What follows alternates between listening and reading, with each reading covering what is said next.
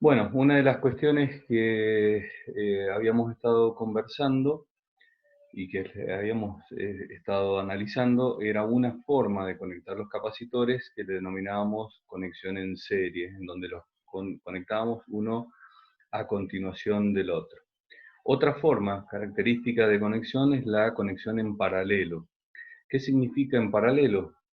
De la misma manera que lo habíamos visto antes, vamos a vincular a través de un conductor eléctrico las placas de los capacitores entre ellas, pero con una diferencia. Ya la diferencia de potencial que vamos a aplicar va a ser el mismo potencial a todas las placas de un capacitor por igual, mientras que el otro potencial está a todas las otras placas restantes, o sea, las placas opuestas, también por igual. Dicho de otra manera, vamos a aplicar la misma diferencia de potencial entre las placas, entre cada una de las placas de los distintos capacitores.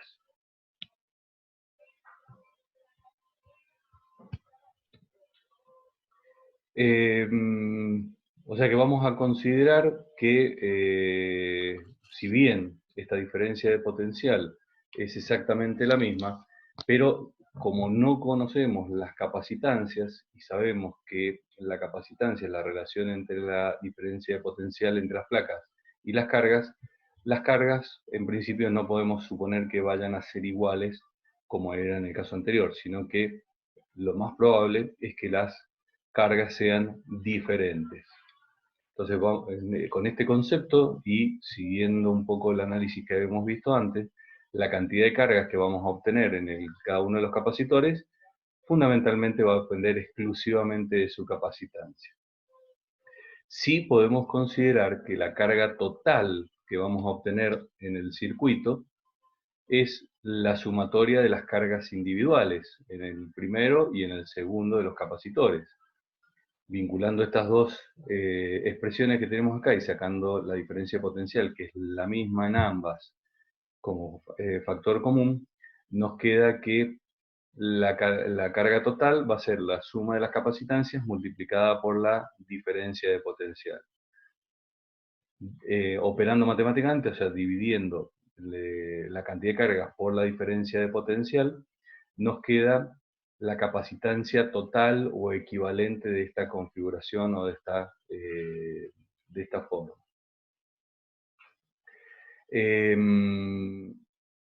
Recordemos que, al igual que en el caso anterior, en realidad, antes de conectarlos a esta fuente que nos provee esta diferencia de potencial, los capacitores no tienen carga, son eléctricamente neutros. O sea que las cargas negativas de estas placas van a viajar y van a ser atraídas por el potencial positivo que tengo en el borne A, y las cargas positivas podemos analizar que son repelidas por esta, o que atraen cargas negativas, o que las cargas positivas son atraídas por el potencial negativo. Cualquiera de estos tres supuestos es perfectamente válido. En realidad, al estar vinculados eléctricamente a través de estos conductores, se van a cargar en el mismo instante. O sea, en el momento en que nosotros pongamos la fuente que genera esta diferencia de potencial, se va a producir la carga del capacitor. Esa carga, digamos, ese trabajo para desplazar estas cargas, como habíamos visto, negativas, y colocar estas cargas negativas acá, es lo que estamos viendo como diferencia de potencial. De tal manera que vamos a obtener una capacitancia equivalente, como dijimos, o sea que desde el punto de vista de los bornes A y del borne B, de los puntos A y B, va a ser indistinto que tengamos las dos capacitancias o que tengamos una sola capacitancia, un solo capacitor equivalente, imaginario en este caso, cuyo valor de capacitancia simplemente es la sumatoria de las capacitancias individuales de cada uno de estos capacitores que pongamos en paralelo. Dicho de otra manera, si tuviéramos más de dos capacitores, 3 o 4, simplemente bastaría con sumar las capacitancias de cada uno de ellos. En este caso, las diferencias de potencial son las mismas en todos los capacitores, sin embargo, las cargas no son iguales a menos que las capacitancias sean todas iguales. En ese caso sí se cumpliría. Y también se cumple que la carga, la cantidad de cargas totales que voy a tener distribuidas a lo largo de todos los capacitores conectados en paralelo va a ser la sumatoria de las cargas en cada uno de ellos.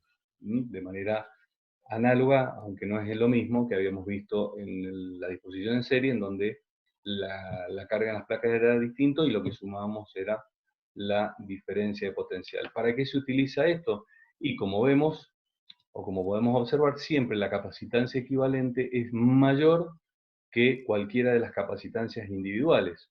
Entonces, es una forma de obtener capacitancias mayores cuando no las disponemos, por ejemplo, comercialmente, o cuando quisiéramos lograr una capacitancia que no se obtiene o no es fabricada.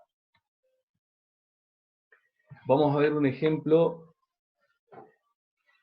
que combina, digamos, en realidad tenemos una combinación de capacitores que están conectados como vemos acá en la figura. ¿Bien?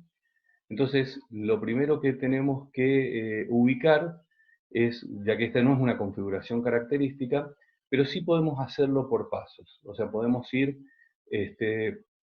realizando lo que se denomina una reducción del circuito. Esto es, vamos a poder ir obteniendo capacitancias equivalentes de manera parcial, agrupándolas de acuerdo a estas dos formas que vimos, que es en serie y paralelo, y a medida que vamos obteniendo estas equivalencias o estas simplificaciones parciales, vamos a ir reduciendo el circuito hasta llegar a un circuito equivalente o hasta una capacitancia equivalente, que sería la combinación, que no es sencilla, pero la combinación de todas ellas.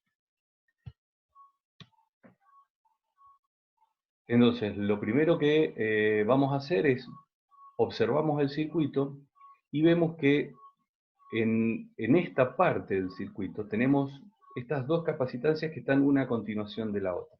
Ahí podemos ver que es una combinación en serie.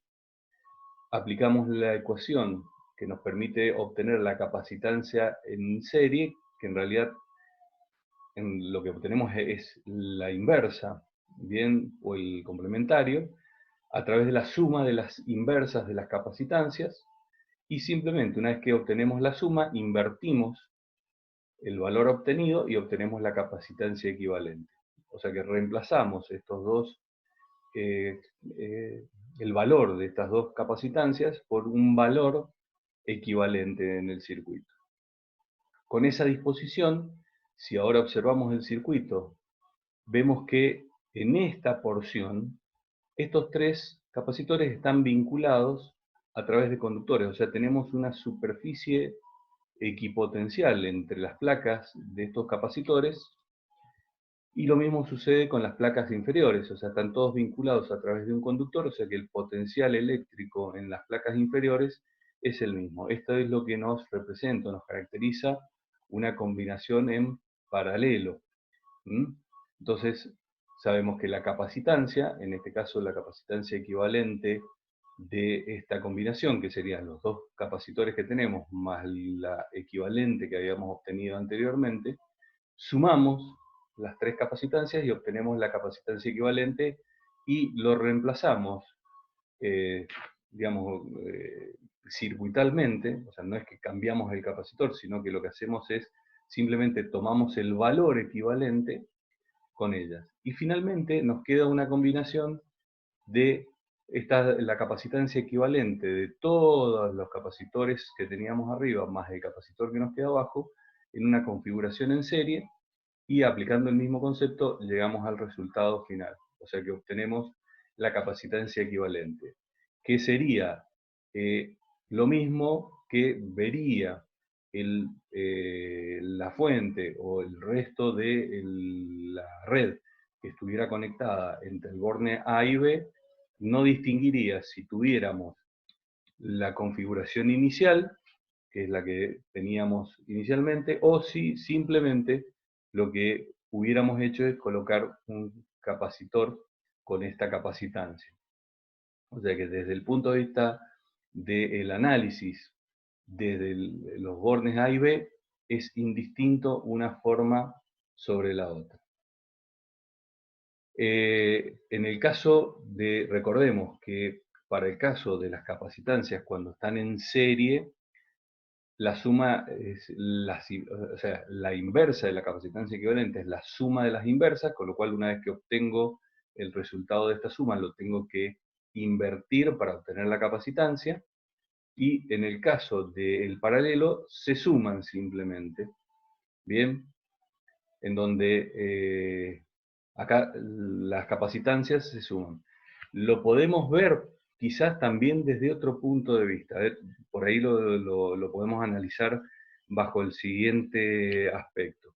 Por ejemplo, consideremos que en el caso del paralelo, es que en realidad como si aumentáramos el área de los capacitores. Bien, si aumentamos el área de los capacitores y consideramos que todos ellos, por ejemplo, tienen vacío en el medio, estamos suponiendo que sean todos de placas paralelas, que la separación entre ellos sea la misma, que simplemente lo que difiere es el área, esto equivale a sumar las áreas de todos.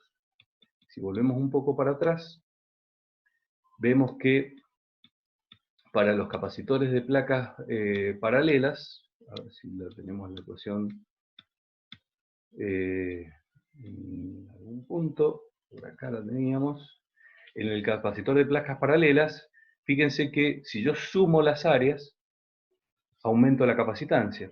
Eso sería el equivalente a ponerlos en paralelo.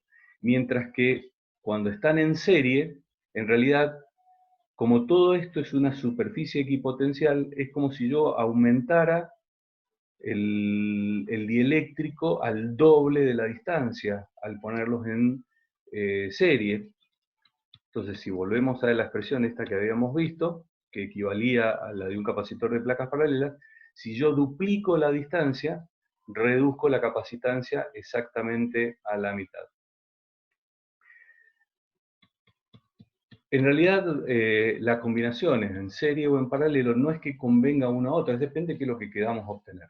Bien, si queremos obtener una capacitancia menor que las que conseguimos en el mercado, los ponemos en serie, o como dijimos, si los que conseguimos en el comercio no soportan la diferencia de potencial a la cual nosotros los vamos a poner, y vamos a tener que colocarlos en serie. Mientras que si no obtenemos la capacitancia que nosotros necesitamos, no se fabrica y necesitamos una capacitancia mayor, sí lo vamos a tener que conectar en paralelo. En general vamos a terminar haciendo algo como lo que vimos en el ejemplo, una combinación de series y paralelos para que soporte una mayor diferencia de potencial entre el borne A y el borne B.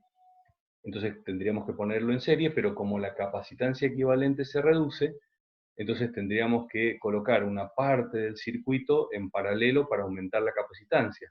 Y ajustaríamos más o menos poniendo paralelo serie, paralelo serie. O sea, en la práctica terminamos haciendo una red de capacitores, como se le denomina normalmente.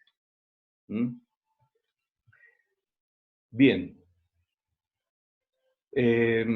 Dijimos que los capacitores se utilizan como dispositivos de almacenamiento de carga, pero sabemos que al tener cargas eléctricas también tenemos energía eléctrica puesta en juego. Y una de las aplicaciones que se les ha dado a los capacitores, y actualmente también se le viene dando cada vez mayor, es el de almacenar energía de manera, digamos, práctica. Vamos a ver que una vez que nosotros almacenamos esas cargas, vamos a obtener, o sea, lo hacemos realizando un trabajo, con lo cual nos brinda una diferencia de potencial, pero también ocurre lo contrario, o sea, vamos a tener entre las placas del capacitor, como hemos visto, una diferencia de potencial, y si de alguna manera aplicamos esta diferencia de potencial en algún punto del circuito vamos a poder obtener esta energía que proveen estas cargas, como ya vamos a ver más adelante en el estudio de la materia. Pero lo importante es que tenemos una energía potencial eléctrica almacenada. Entonces lo podemos calcular, esta energía, a través de la diferencia de potencial o a través del trabajo eléctrico que se requiere para cargarlo. Partiendo de la ecuación que habíamos visto, en donde me relaciona a la capacitancia del capacitor, me vincula, digamos, el potencial con las cargas, y considerando que en algún caso está, digamos, vamos a lograr este trabajo, pero este trabajo no va a ser constante, dado que al principio vamos a tener que establecer una determinada cantidad de trabajo hasta llegar a la carga total y ahí cesa. Entonces simplemente vamos a partir del concepto que utilizamos siempre. Vamos a considerar simplemente un diferencial de trabajo, ¿bien?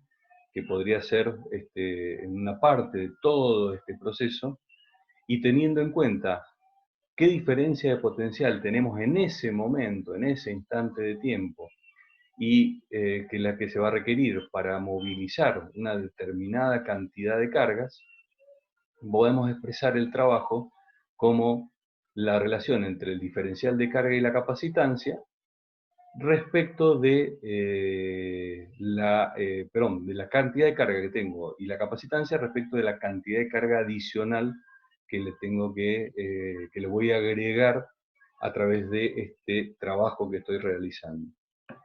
Para obtener el trabajo total, obviamente, lo que hacemos es una integral, y reemplazando en una expresión, vamos a obtener que al realizar el trabajo total desde cero hasta que terminemos, lo que vamos a lograr es cargar el capacitor desde el estado inicial descargado hasta obtener la carga total. Con lo cual tenemos una integral bastante simple, y nos queda que el resultado va a tener esta forma. Bien, como sabemos que el trabajo lo podemos expresar en función de la diferencia de energía, digamos, final menos inicial, y estamos realizando este trabajo, o sea, es un trabajo que estamos realizando de manera externa. Estamos aplicando una fuerza externa, una fuente externa que va a movilizar las cargas, como vimos en el ejemplo anterior. Entonces es la energía final menos la inicial. Como la energía inicial estaba a cero, que era el capacitor descargado, nos queda que simplemente la energía que hemos almacenado es exactamente igual al trabajo total. Entonces, la energía final almacenada va a equivaler al trabajo total que habíamos obtenido, expresándolo en función de la diferencia de potencial en lugar de las cargas, que es lo que vamos a poder medir. Y, por ejemplo, la capacitancia, tenemos otra forma de expresarlo. O, en lugar de la capacitancia, si quisiéramos expresarlo en función de las cargas y la diferencia de potencial, con lo cual obtendríamos la energía, que era lo que habíamos observado o lo que habíamos estudiado en el capítulo indicado.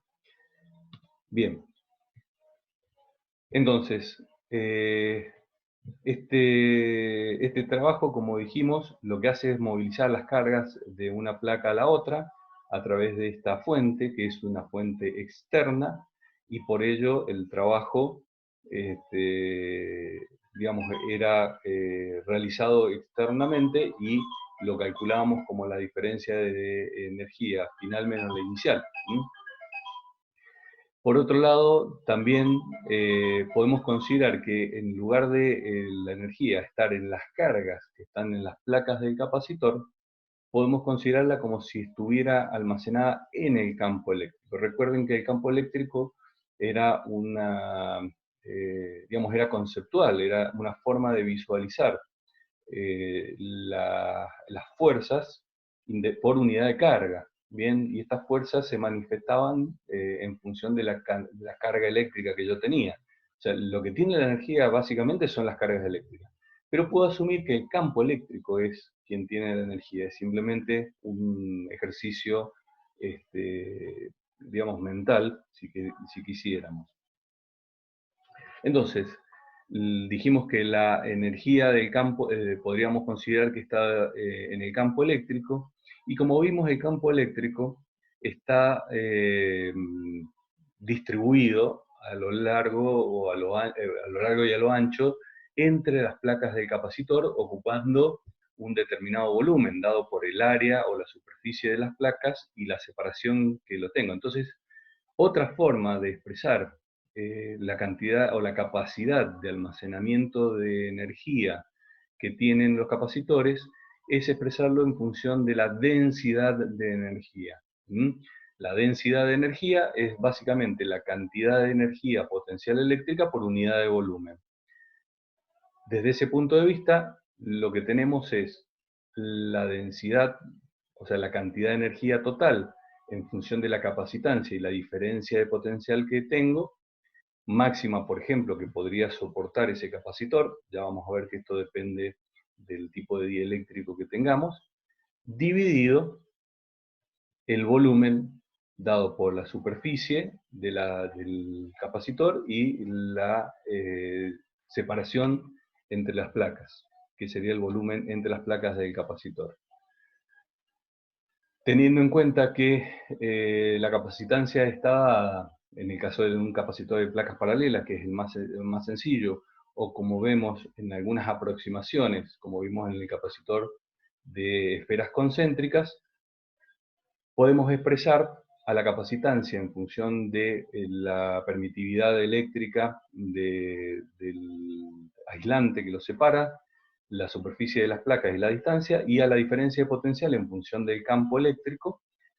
Entonces, la densidad de energía, que era lo que queríamos obtener, es función del campo eléctrico.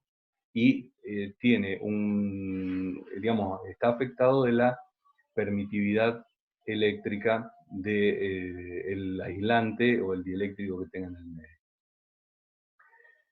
Tengamos en cuenta que en realidad, como les decía, es la misma energía, es simplemente otra forma de verlo, es sencillamente cambiar conceptualmente la perspectiva de ver el mismo fenómeno, pero en realidad todo lo que hemos estado viendo hasta ahora y lo que vamos a seguir viendo es simplemente la energía puesta en juego en la interacción entre las cargas eléctricas.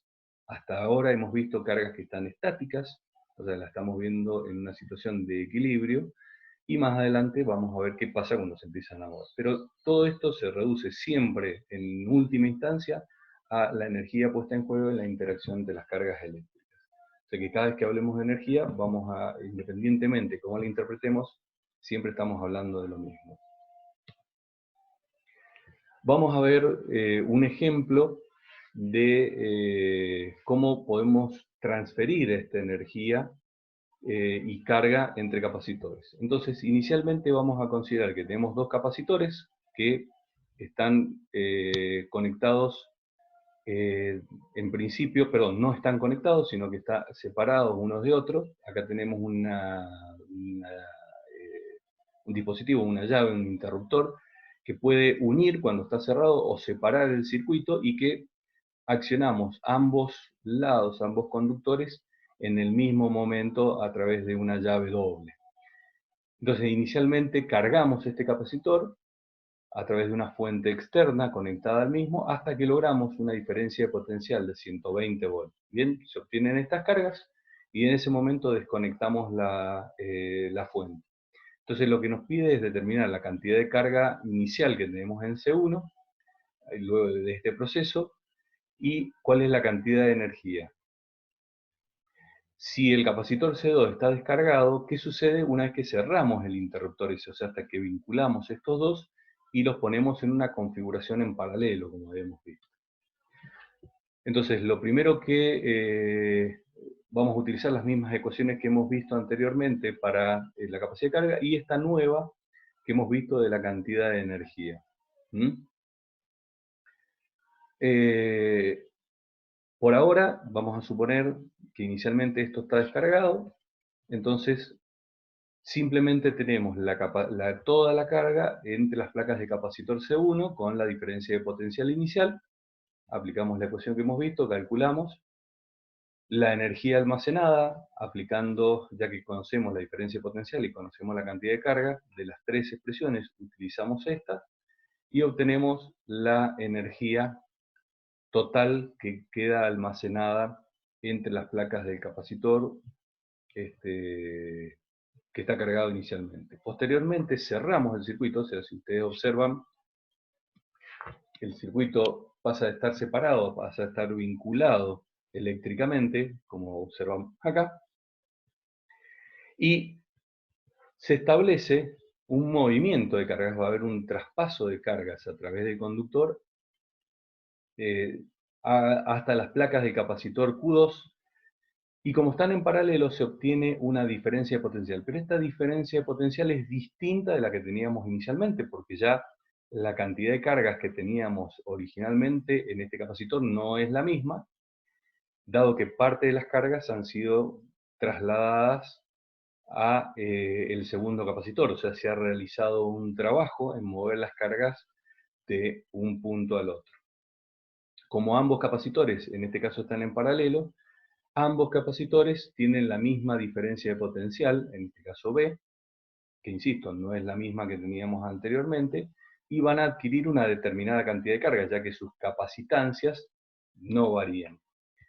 Teniendo en cuenta esta expresión y considerando la capacitancia equivalente resultante de estar estos capacitores en paralelo, recordemos que cuando estaban en paralelo la capacitancia equivalente era la suma de las capacitancias individuales, obtenemos que la diferencia de potencial final va a ser de 80 volts.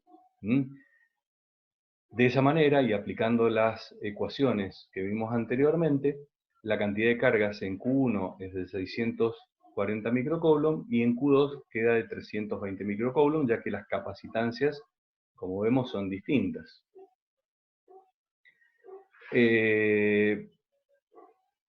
Bueno, esta diferencia de potencial, como vemos, que obtenemos es menor. ¿Y debido a qué? A que en el capacitor inicial, que era donde teníamos todas las cargas, perdió parte de las cargas. Bien, al perder parte de las cargas y la capacitancia ser igual, evidentemente, como la diferencia de potencial está en relación a la cantidad de cargas, la diferencia de potencial va a bajar. Y por el hecho de estar en paralelo, no queda otra alternativa que todo esto, que es una superficie conductora, tenga el mismo potencial, o sea que queda la misma diferencia de potencial entre este punto y este punto. Nuevamente, como están en paralelo, es como si le hubiéramos agregado más superficie al conductor. Entonces las cargas, perdón, se van a distribuir entre las dos placas de los capacitores en función de las características de cada uno, en este caso de las capacitancias. La diferencia de potencial sí va a ser la misma, porque tengo la superficie equipotencial entre una placa y la superficie equipotencial en la otra, se reduce la diferencia de potencial, pero las cargas se van a distribuir distintas en un capacitor y en el otro, como estamos viendo en este caso. La energía final del sistema la calculamos como la energía que es remanente en el capacitor 1, más la energía que se obtiene ahora en el capacitor 2. En el caso del resultado, me queda que la energía total entre los dos capacitores en paralelos va a depender de la carga total, que es la misma carga, porque las cargas no se crearon ni se destruyeron, simplemente se distribuyeron de otra forma entre los dos capacitores, pero ya la diferencia de potencial es menor. Con lo cual se observa que hay una disminución de la energía final. Y esto se debió a que necesitamos realizar un trabajo para llevar las cargas de un capacitor al otro.